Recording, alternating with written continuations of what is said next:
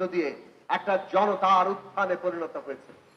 অকাতরে প্রাণ দিয়েছে শ্রমিক এবং শ্রমজীবীরা। সংখ্যার দিকে যদি তাকান, সবচেয়ে বেশি প্রাণ দিয়েছেন শ্রমিক এবং শ্রমজীবী মানুষ।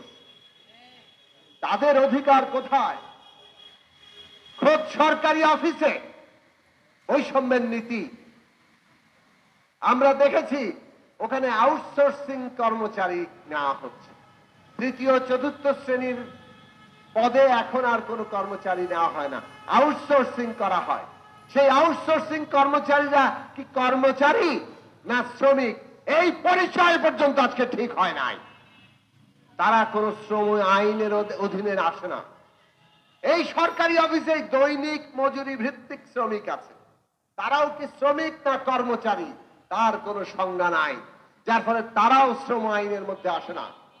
এদের না বেতন ঠিক মতো নির্দিষ্ট, কেননা ঠিকাদাররা এদের বেতন যা ঠিক করা আছে সেইটা তাদের কাছে পৌঁছায় না, যা ইচ্ছা তাই তাদেরকে দেয়। সবচেয়ে বড় কথা হচ্ছে কোনো ভাতা নাই, কিছু নাই, রাত দিন যত ঘন্টা কাজ করা, কোনো বোনাসের কোনো ব্যবস্থা নাই। মাতৃত্বকালীন ছুটিটাও পর্যন্ত ছিল না। গত 8 মাস আন্দোলন করে নতুন নীতিমালা এসছে, অন্তত তারা আমল নিয়েছেন, তার জন্য ধন্যবাদ জানাই। কিন্তু সেখানে মাতৃত্বকালীন ছুটি 45 দিনের।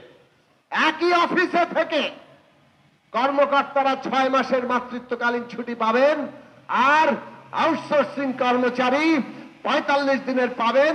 দৈনিক মজুরি ভিত্তিকের জন্য কোনো ব্যবস্থাই নাই। সরকার কি এই বৈষম্য করতে পারে? তাহলে প্রফেসর ডক্টর মোহাম্মদ ইউনূস, আপনার কাছে পরিষ্কার করে বলি, আপনার যে বক্তব্য সেই বক্তব্য অনুযায়ী নীতি তৈরি হচ্ছে না। আপনি এই সব বিষয়ের দিকে আরো তীক্ষ্ণ নজর দেন। জনগণের যে অধিকারের প্রশ্ন, এটা দান খয়রাতের প্রশ্ন না। রাষ্ট্রের নাগরিক হিসাবে এটা অধিকার আর মর্যাদার প্রশ্ন। কাজেই সরকারি অফিসেই যদি সেই অধিকার আর মর্যাদা লঙ্ঘিত হয়, প্রাইভেট সেক্টরে অন্যত্র কি হবে সেটা তো সহজেই অনুমেয়।